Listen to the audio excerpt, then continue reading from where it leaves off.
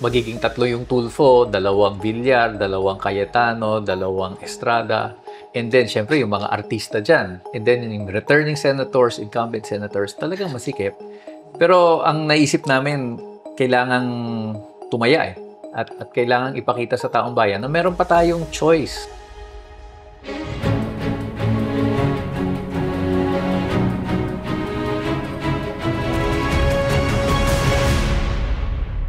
Sa episode na ito ng VoteWise, kakausapin natin si Teddy Casino, kilalang aktivista, manunulat at dating party list congressman. Minsan na siya tumakbo sa pagkasenador noong 2013 pero hindi pinalad. Ngayon sa darating na eleksyon, tumatakbo muli si Teddy sa ilalim ng Makabayan slate. So this is your second attempt at a Senate seat, no? Pangalawang pagkakataon. Oo. But why did you decide to run again? Actually, walang plano eh. Kasi last year na-elect ako na chairperson ng Bagong Alyansa Makabayan. At ang plano ko talaga to focus on that, no? And siguro tulungan ang bayan muna na makabalik sa Kongreso. But then nangyari itong breakup ng Uniteam and then lumalabas na the opposition has ni walang slate, ni walang kalahating slate na kayang i-field. Walang unified slate. Walang unified slate. So, nag-usap-usap din kami sa bayan and sa Makabayan Coalition na ano gagawin natin sa kalagayang lalabas ang labanan is between the Duterte camp and the Marcos camp. And then the anti-Marcos, anti-Duterte opposition ay walang maipakitang buo. So, nag-decide kami to step up. No? And essentially, mag-initiate ng isang people's opposition group or party through the Makabayan Coalition. So, naobliga ako na tumakbo uli sa Senado. Pero originally, was this your plan? Or ang plano ay bumalik ka sa House? Hindi. Ang plano ko talaga was to focus on the non-government people's movement, no, yung mass movement natin through the Bagong Alyansang Makabayan. But of course, ang electoral politics naman, tinatrato namin as an extension of the mass movement. So wala namang problema. Usapin lang ito ng anong larangan ako kikilos, whether through the mass movement or the parliamentary arena. Pareho naman natin nagawa na yan. Siguro you would agree na masikip itong election na ito. Sobra. For the Senate, no? Sobra. Imagine, babanggit na ako ng pangalan. Magiging tatlo yung Tulfo, dalawang Villar, dalawang Cayetano, dalawang Estrada. Doon pa lang, matindi na because these are old established names in the Senate. And then, syempre, yung mga artista dyan. And then, yung returning senators, incumbent senators, talagang masikip. Pero ang naisip namin, kailangang tumaya at kailangang ipakita sa taong bayan na meron pa tayong choice. No? Hindi dapat mamili lang tayo sa mga political dynasties, sa mga artista na ang qualification lang ay maging sikat. Kailangan may mga kandidatong nagtutulak talaga ng makabuluhang pagbabago ng bagong politika. You first ran for the Senate 2013. No? So ngayon, 2025. Ano ba yung mga karanasan ng 2013 na sa tingin mo pwedeng may apply dito sa 2025? And what do you think is the biggest difference between the two electoral cycles na yan? Siguro, sa bahagi ko, kasi yung 2013 ko, solo candidate ako ng Makabayan. Essentially, run as an independent. Talagang ano yun, yung gasgasan na kampanyaan.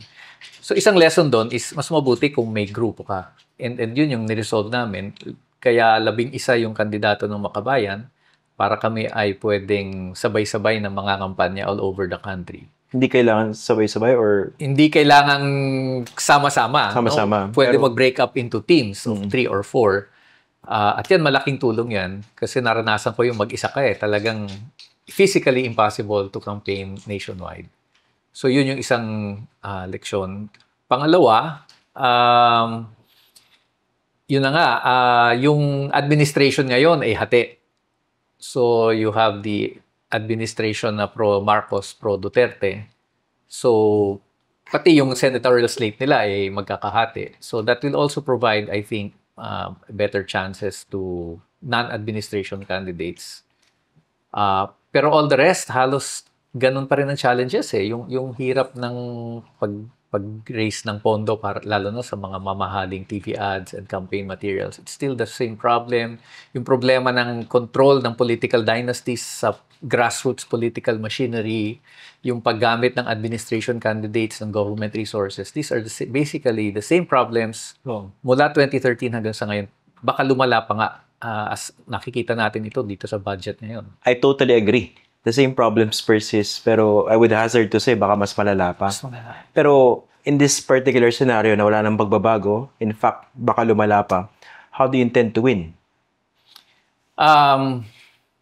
Through the grassroots campaign, yung paggamit namin ng mga makinarya ng iba't ibang mga organisasyon. Kaya kung mapapansin mo, yung kandidato namin, nagmumula sila sa mga people's organizations. Sa mga sektor? Yes, ang makabayan. So yung may kandidato kaming mula sa hanay ng manggagawa, hanay ng magsasaka, ng urban poor, ng fisher folk, ng health workers, teachers.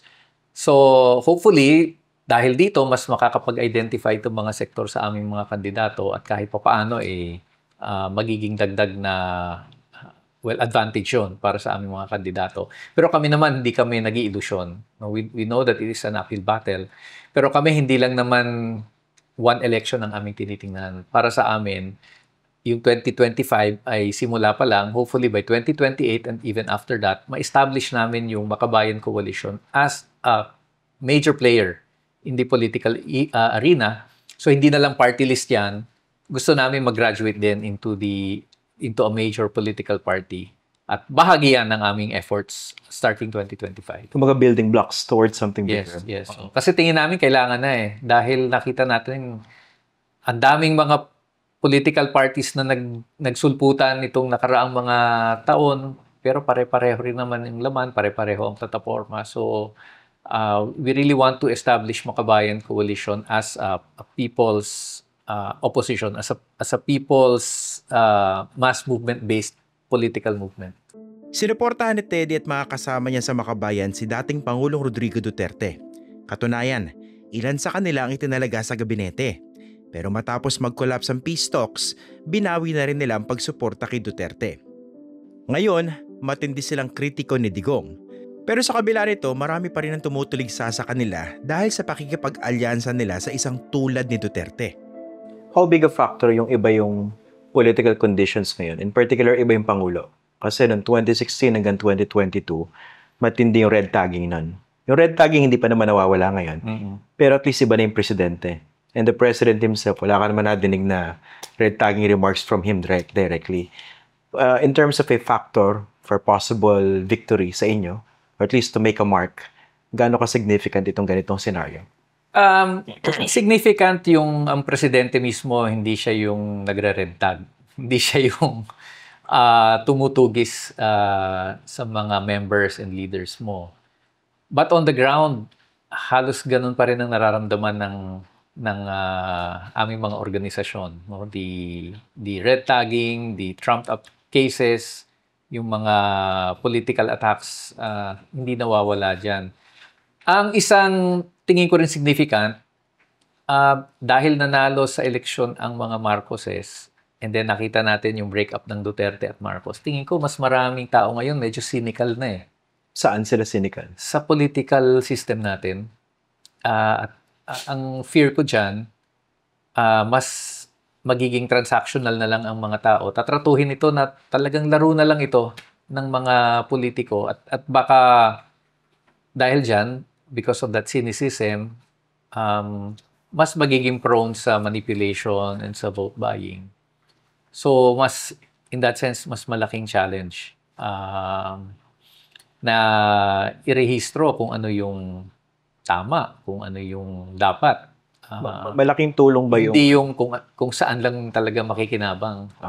Malaking tulong ba yung hindi kayo yung target ngayon ng nakaupong presidente? Kasi during the previous administration, target kayo mismo ni Duterte. After the breakdown of the peace negotiations, di ba?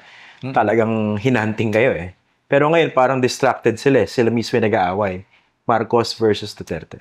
Oo, isang factor yan. But at the same time, dahil sila yung nag-aaway, sa kanila ang tuon ng atensyon ng publiko. Na lumalabas nga ngayon, opposition na yung Duterte, administrasyon yung Marcos. Pero kalokohan yun. So parang sila na lang yung pagpipilian at yun nga yung gusto naming mensaheng ipaabot na hindi yan labanan ng opposition at administrasyon. Parehong grupo lang yan. Sila naglalabanan for their self-interest. Ang talagang kumakatawan sa oposisyon ng mamamayan yung ibang mga grupo na labas dyan sa Duterte at Marcos camps. But yun ang malaking challenge din. Significant lang, siguro, sabi ko nga, na hindi si Marcos mismo yung bumibira. But on the ground, hindi pa nagre-reflect yan. Ang tindi pa rin ng attacks on the people's movement in the left in particular. Sa ilalim ni Bongbong Marcos, nasaan na nga ba ang oposisyon?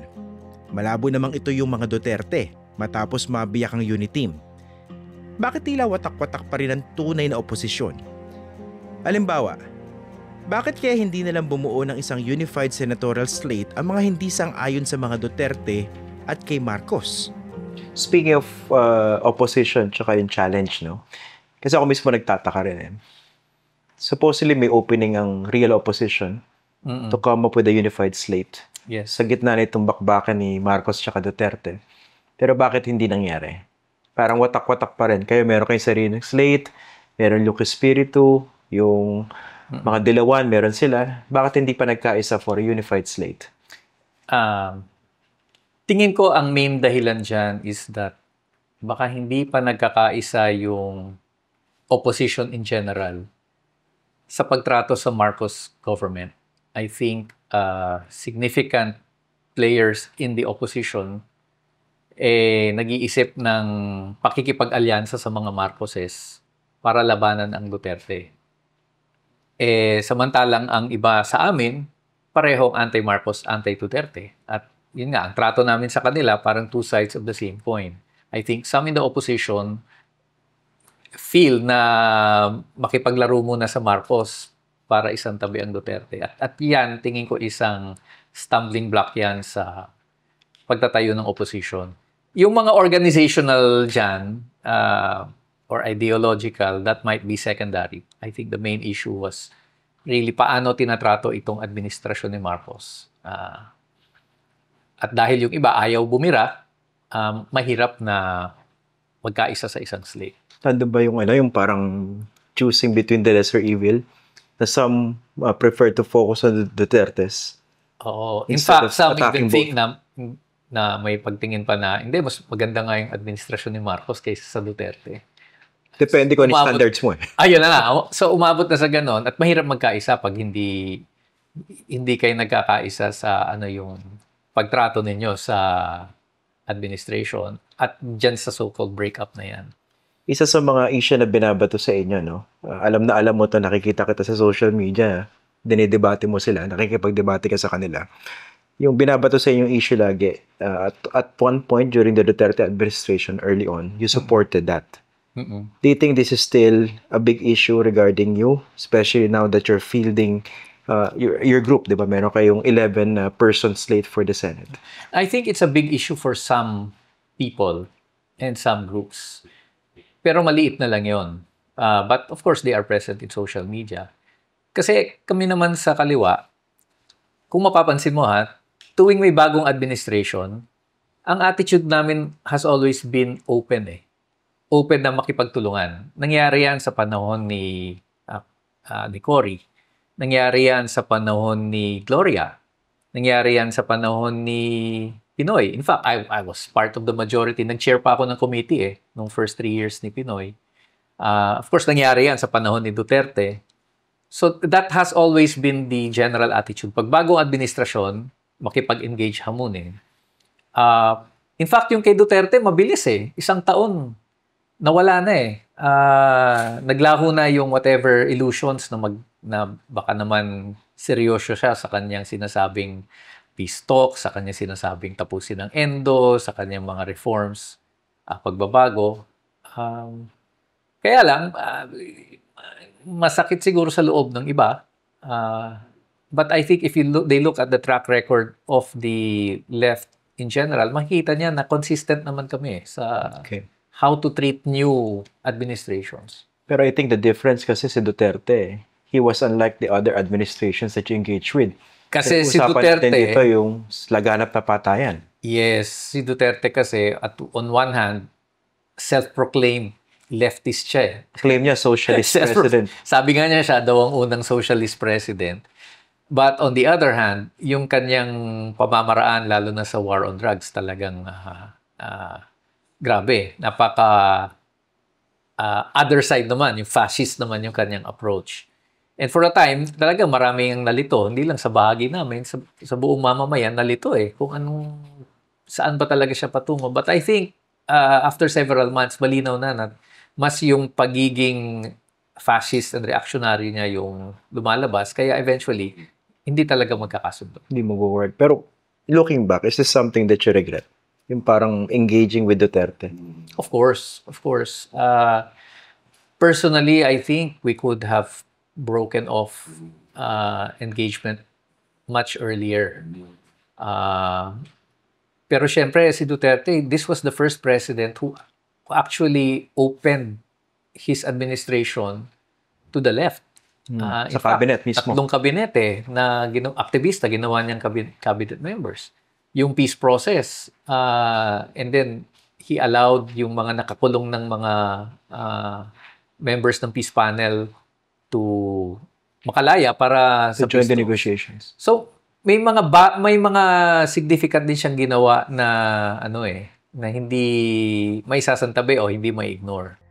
Dito ang unang pagkakataon na may tumatakbong aktivista sa Senado. Pero bakit kaya hirap ang hanay nila Teddy na makalusot? Siyempre, nandyan si Senator Risa Hontiveros na isa ring aktivista. Although kabilang siya sa akbayan na may malalim na mga pagkakaiba pagdating sa ideolohiya kumpara sa makabayan. Sa Senado kasi, hindi naman ito yung first time na nag-field kayo ng kandidato. No? Pero why do you think yung Senado parang, yung mga Pilipino, parang hindi pa sila ready na maglagay ng yung talagang aktivista doon sa Senado? Yung mga aktivista dyan sa kanya-kanyang definition, di ba? Tingin ko hindi usapin ng hindi sila ready eh. But ano ba yung choices na binibigay natin? Yung Senado kasi, in a big way, it's a popularity contest. Yeah. Name recall yan eh. Sino yung matunog, sino yung nakikita mo sa TV ads. Unfortunately, ang may capacity na mag-deliver ng ganyang kalawak na mensahe, yung mga kinatawan ng mga malalaking korporasyon, mga political dynasties, mga asendero, mga foreign interests, at yung mga aktivista walang capacity mag-send ng message. Pero given the opportunity na maipaabot ang aming mensahe sa malawak na mamamayan, I think we will be able to do good. Ang isang nakagawa niyan, si Risa Hontiveros. Mahusay niyang nagamit ang kanyang poder, kanyang connection sa dating administrasyon to send her message across. But it took her 3 tries. Yun na nga. At saka, yun nga, hindi lahat ng aktivistang kandidato ay may opportunity na nabigyan siya. Kaya, yun nga, para sa amin, itong pagtakbo namin sa 2025, it's part of the education of our voters also, na makita nila na meron pang ibang choices dyan.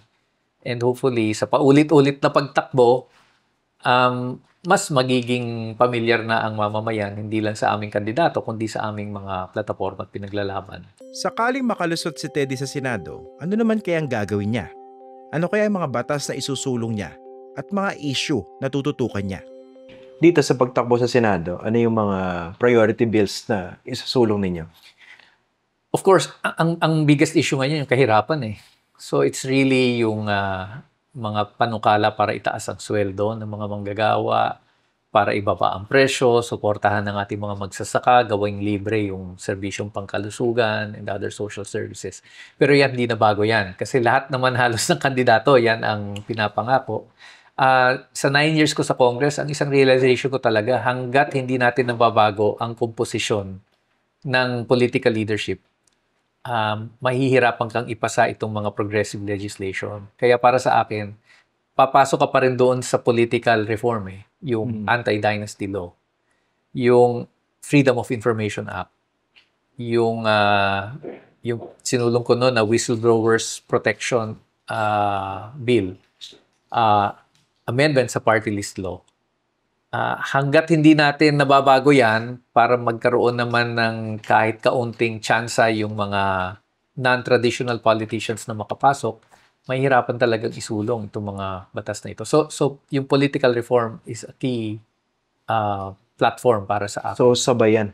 Habang Sabay. sinusulong niya economic, Sabay. livelihood, social services. Hindi dapat Political. iwanan. In fact, ang ano namin, i-link yan. No? Na ipaliwanag sa taong bayan, yung economic issues natin, hindi natin maipapanalo kung hindi rin natin maipapanalo yung political reform. So ano yun? Isang importante dyan yung Political Party Development Act, although Correct. marami kasi nandun sa menu niya eh. 'Di ba? I'm not sure whether agree kayo totally doon, 'di ba? For example, yung component na ipagbawal yung pagbalimbing. Oo. I think that's a low-hanging fruit na kung gugustuhin, siguro pabor nga yun sa nagaharing coalition sa kasalukuyan, 'di ba? Isa rin dyan yung financing of political parties. Yes, in favor ka ba ron? In principle, oo eh. Kasi yung kailangan din ng support para sa development ng political parties. Kaya lang, nagdadalawang isip talaga ako dahil sa konteksto ng Pilipinas, para mong pinondohan yung mga umaabuso na Mga dynasty. sa kapangyarihan, oo eh. Kaya nung nakaraang elections, nag-vote against kami dyan on the issue of the funding for political parties. Kailangan hanapan pa natin ng magandang formula na hindi mas lalong maabuso ang pondo ng mamamayan. Kasi basically, parang di ba? Taxpayers will fund political parties Yun na nga. to develop parties para hindi sila dependent sa mga interest groups. Baka pwedeng magawa ng paraan yan to come up with a scheme na hindi directly mahahawakan ng partido yung pondo. For example, tingin ko, yung sagutin na ng gobyerno ang political ads. Pero limited lang yon. Halimbawa, each candidate will be allowed 100 minutes. Sagot na lahat ng pamahalaan yan. Of course, discounted yan. Para magkaroon din ng equal playing field. Oh. So, siguro ganong klaseng mga subsidy, sa halip na bibigyan mo ng cash yung mga political parties. Dito kasi talon-talo kayo eh. Kasi diba meron tayong, alam natin may premature campaigning, pero sa batas wala. Isa pa yun. Sa senaryo na yan, lamang na lamang yung may pera. Kasi Oo. lahat pwede nilang gawin before February 11 eh. Correct. Sa mga national candidates. Kayo naman, miski gustuhin nyo, dahil hindi naman siya bawal, anong ilalabas yung pera? Hindi naman namin kaya. Oo. In fact, itong mga billboards na ito talagang even the COMELEC is nagre-react ngayon kahit na yun na nga dahil sa Supreme Court decision nawala ng saysay yung premature campaigning. Oo. So, But I automated. think that should also be part of the political reform na kapag nag-file ka na ng candidacy mo, considered candidate ka na, hindi ka na pwedeng mga Pabor dyan si Cherry Garcia. Ang problema, dapat kumilos yung mga legislators. Oo, ang problema, advantage ng legislators and the politicians yung kung ano yung meron ngayon. Ito pala, if I may ask, magkano ba ang pondo ng isang Teddy Casino sa ganitong kampanya? Alam mo, hindi ko pa alam kasi wala pa talaga ang pondo. Meron lang through contributions, we are able just enough na yung operational ko. Pang gasolina. Wala pa nga akong flyers, wala pa akong posters. Billboards out of the question. Kaya yung mga billboards ko, puro pangarap na nasa social media ko na Ano yun, di ba? Parang nilalagay mo lang. Pinaparody ko na lang. Pero walang ganon, yung sa EDSA. Wala, mahal. Alam mo, 1 million yun. Ang bawat isang ganun kalaking billboard, 1 million. TV ads, definitely wala. Saan ko naman pupulutin yun? Walang TV ads. So, yun, talagang isang malaking problema sa isang kandidatong katulad ko niyan. Pero yung kumusta yung math nyo? Kasi, 'di ba, yung mga kandidato nyo galing talaga sa iba't ibang mga organisasyon, sa grassroots, iba't ibang mga sektor. Nag-headcount ba kayo ron? Kahit pa paano may idea na eto makakapagdarito ng ganito karaming boto. Enough to offset siguro yung popularity vote sa pangkalahatan. Meron naman, di ko na lang sasabihin exactly, but ang assumption namin is times 3 or 4 ng inaabot naming network. Kasi ang gusto namin mangyari, yung mga kasapi at yung nasa network ng iba't ibang people's organizations ay maging kampanyador din. na makakapag-multiply ng 3 hanggang 4 na beses. And that would be enough para para sabihing may laban sa Senado. Sa party list, ganun din. So may laban. Ang problema lang talaga namin, yun na nga, yung vote buying, yung operations both ng traditional politicians and even the military against our groups. Yun ang naging problema namin itong nakaraan na mga eleksyon. Dito sa Senado, what do you think of the current composition? Mababait naman silang lahat. Pero ang issue dyan, kaninong interest ba ang kanilang pinoprotektahan sa Senado? And unfortunately, kitang-kita natin, interest pa rin ito ng political dynasties pa rin eh. Interest ng kanilang mga pamilya, interest ng mga big business interests. Yung interest ng karaniwang tao talagang hindi mo na makita yan sa Senado. And that, whether administration or opposition candidates, yun yung isang kitang-kita. Even yung interest of yung ethical political standards, yung accountability of public officials na lang, hindi na kayang panindigan eh. So talagang tingin ko nag-deteriorate ang quality ng senators and congressmen natin through the years. Kung sakaling mabigyan ka ng pagkakataon to be one of the 24 senators, pero 12 ang pagpipilian dito sa parating na election, ano yung mga specific issues na tututukan mo sa Senado? Kasi meron kayo iba't ibang functions, di ba? Kasama rin yung oversight. Of course, aside from yung sectoral issues, yung mga sa manggagawa, magsasaka, etc. Ang isa dyan yung budget. I think it's about time na someone really, ikakausa talaga yung budget.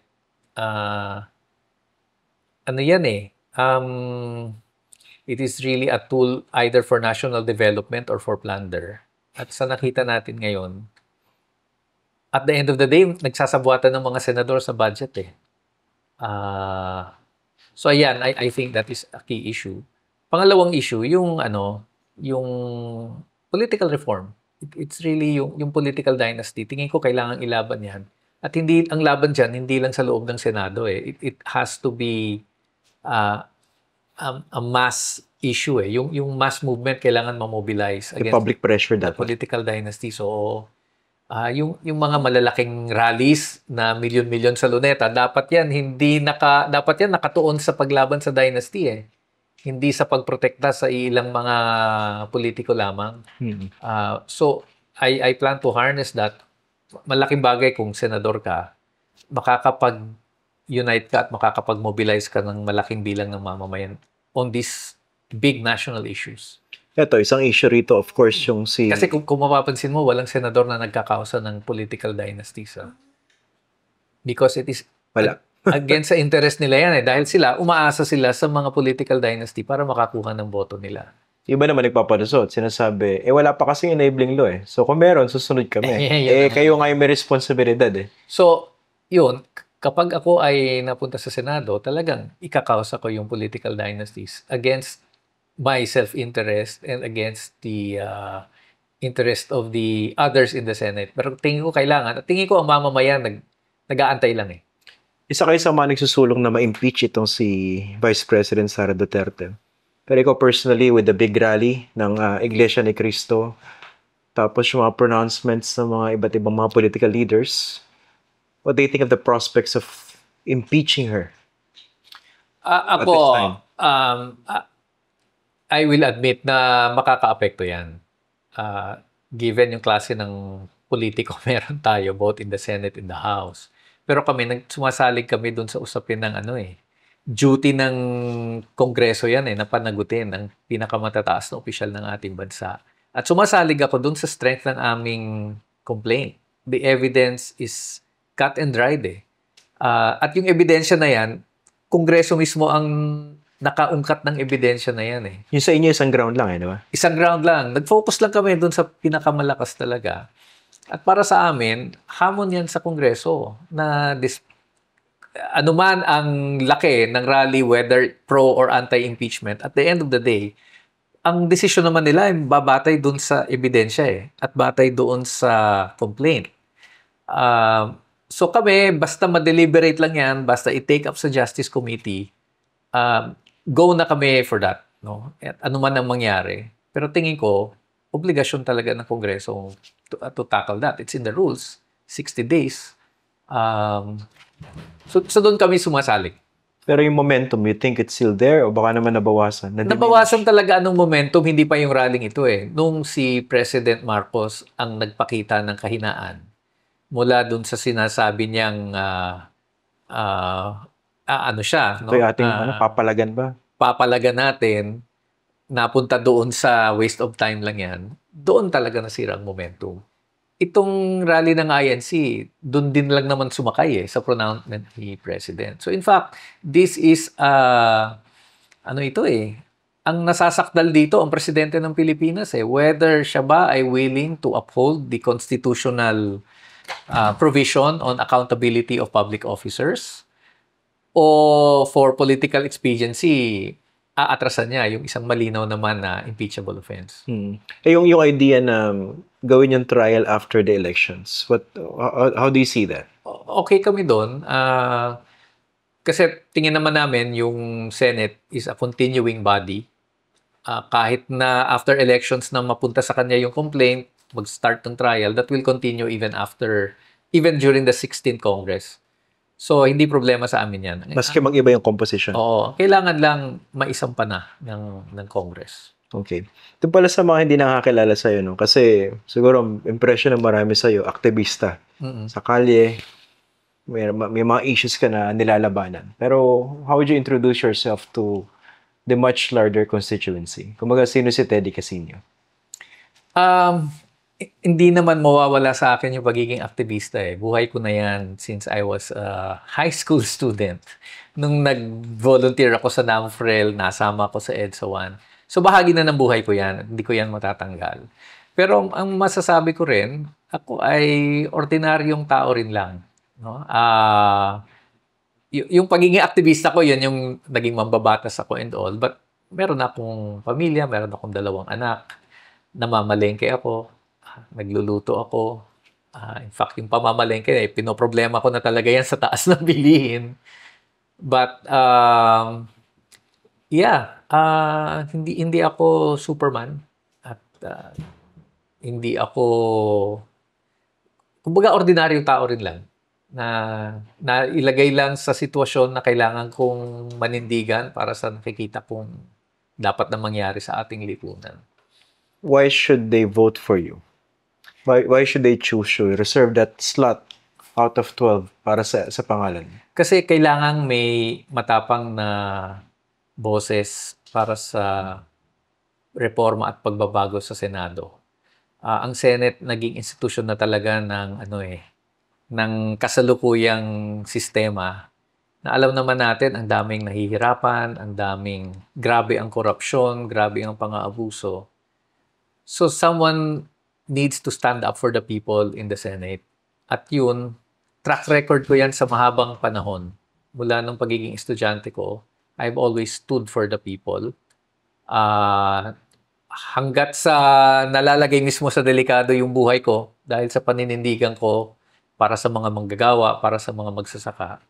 So kung nagawa ko yan for the past 50 years o 40 plus years, subok na yon, no? At yan ang magagawa ko sa Senado. Tingin ko yun ang kailangan sa Senado.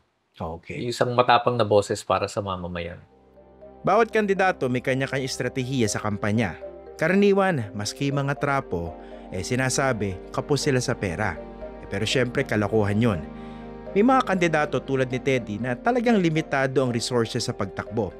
Pero importante ring marinig natin ang kanilang boses, ang kanilang plataforma. Hindi lang yun sa mga sikat at maraming pera.